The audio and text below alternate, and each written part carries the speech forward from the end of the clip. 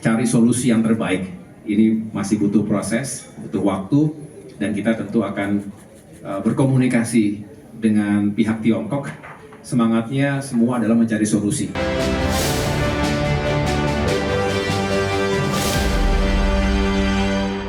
Pemerintah terus mematangkan rencana perpanjangan trase kereta cepat dari Bandung ke Surabaya di tengah proses restrukturisasi atas pendanaan kereta cepat Jakarta-Bandung atau BUS. Pemerintah meyakini perluasan trase kereta cepat hingga ke Surabaya akan membuka sentra-sentra ekonomi baru di sekitar wilayah yang dilewati kereta cepat. Pemerintah terus mematangkan rencana perpanjangan trase kereta cepat dari Bandung ke Surabaya di tengah proses restrukturisasi atas pendanaan kereta cepat Jakarta-Bandung atau WUS.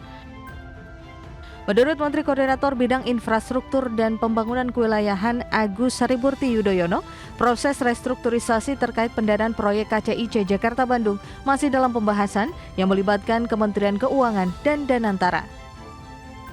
Pembahasan ditujukan guna mencari solusi atas masalah penggunaan anggaran. Selain dengan jajaran kementerian dan lembaga terkait, proses restrukturisasi terkait pendanaan proyek KCIC dengan pihak China. Intinya kita ingin terus cari solusi yang terbaik. Ini masih butuh proses, butuh waktu, dan kita tentu akan berkomunikasi dengan pihak Tiongkok. Semangatnya semua adalah mencari solusi. Pemerintah meyakini perluasan trase kereta cepat hingga ke Surabaya akan membuka sentra-sentra ekonomi baru di sekitar wilayah yang dilewati kereta cepat. Jakarta, Tim Liputan IDX Channel.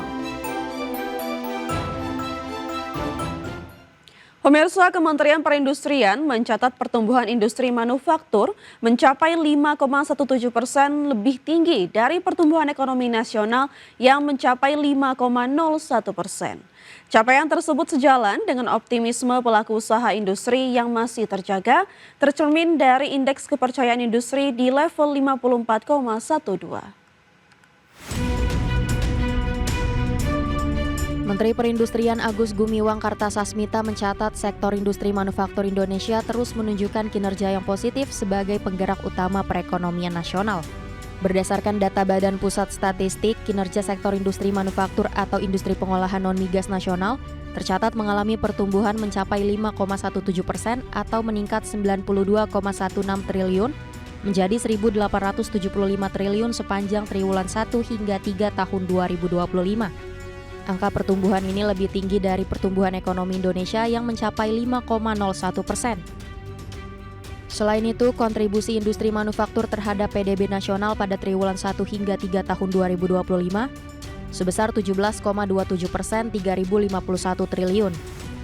Capaian ini didukung oleh kontribusi investasi industri manufaktur sebesar 552 triliun atau 38% terhadap total investasi nasional pada triwulan 1 hingga 3 tahun 2025.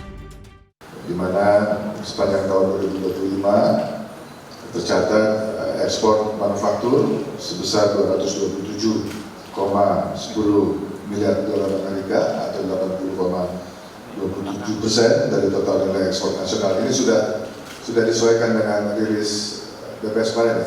Angkanya sudah. Ya. Yang lain-lain saya kira kita bisa melaporkan bahwa optimisme dari pelaku usaha mudah-mudahan sejalan dengan apa yang tadi disampaikan oleh Ketua Umum Pak Edi. Agus menambahkan capaian tersebut sejalan dengan optimisme pelaku usaha industri yang masih terjaga yang tercermin dari indeks kepercayaan industri bulan Januari 2026 yang berada pada level 54,12. Sementara Purchasing Manager Index atau PMI manufaktur bulan Januari 2026 yang juga meningkat ke level 52,6 menandakan berlanjutnya ekspansi aktivitas manufaktur nasional. Dari Jakarta, Ade Firmansyah, IDX Channel. Pemirsa, Presiden Prabowo Subianto menegur secara terbuka jajaran pemerintah daerah Bali termasuk gubernur dan para bupati terkait persoalan sampah yang dinilai sudah mencemari lingkungan dan mengancam keberlanjutan pariwisata nasional. Presiden menegaskan bahwa persoalan sampah tidak bisa dibiarkan berlarut-larut dan tidak dapat diselesaikan dengan saling menyalahkan, melainkan harus dihadapi dengan kerja nyata dan kepemimpinan yang tegas.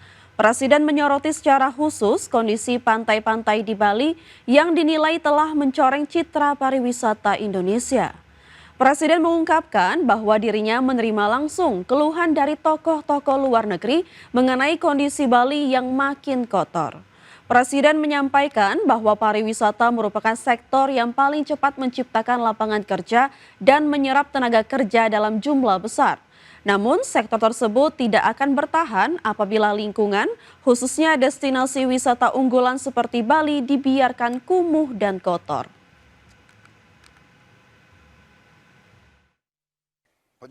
Penyelesaian masalah sampah, kita perlu kerjasama antara pemerintah pusat dan pemerintah daerah, tapi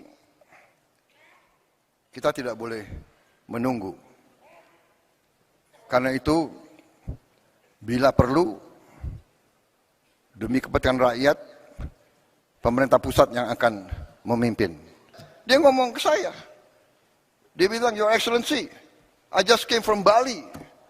Oh, Bali so dirty now. Bali not nice. Wah, tapi saya terima itu sebagai koreksi. Ya. Ini kita harus atasi bersama. Ini maaf ya, gubernur bupati-bupati dari Bali ini real loh. Bali bulan Desember 2025. Ini pantai Bali. Badan Pusat Statistik mencatat jumlah wisatawan mancanegara yang berkunjung ke Indonesia di sepanjang tahun 2025 menembus lebih dari 15 juta orang. Berdasarkan kebangsaan, wisman terbanyak berasal dari Malaysia, disusul Singapura dan Australia. Badan Pusat Statistik mencatat jumlah wisatawan mancanegara yang berkunjung ke Indonesia sepanjang 2025 menembus lebih dari 15 juta orang, tertinggi sejak 2020. Angka tersebut mencapai target pemerintah di kisaran 14,6 hingga 16 juta kunjungan. Namun jumlah wisman yang berkunjung ke Indonesia pada 2025 masih belum melampaui total wisman sebelum masa pandemi COVID-19. Tercatat jumlah wisman pada 2019 mencapai 16,11 juta kunjungan. Berdasarkan kebangsaan, kunjungan wisman terbanyak berasal dari Malaysia 17,3%, disusul Singapura 14,5% dan Australia 11%. Adapun wisman yang paling banyak masuk ke Indonesia melalui Bandara I Gusti Ngurah Rai Bali, terutama didominasi wisman berkebangsaan Australia. Sementara itu, data jumlah kunjungan wisatawan Nusantara atau wisatawan domestik menunjukkan capaian signifikan. Pada 2025, jumlah wisatawan Nusantara mencapai 1,2 miliar perjalanan atau meningkat 17,55% dibandingkan tahun 2024. Tim Liputan IDX Channel.